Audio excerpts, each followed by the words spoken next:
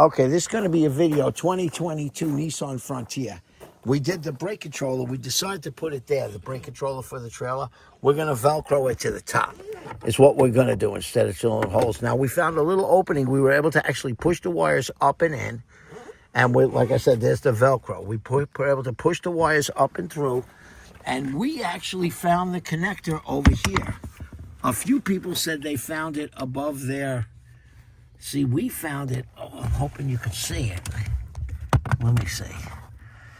Okay, so we found it right over here. And I was able to plug into it right by the emergency brake. Some people said they found it above their steering bar. We didn't. We found it above the emergency brake. And we kind of just tucked the wire in up along there. And we were able to snake it through. And we got it to there without drilling anything. So now that's it. And we're just going to put the brackets in, but that's where we put it. It seemed like a good spot. So I hope that helps anybody trying to figure out where to put the brake controller wires.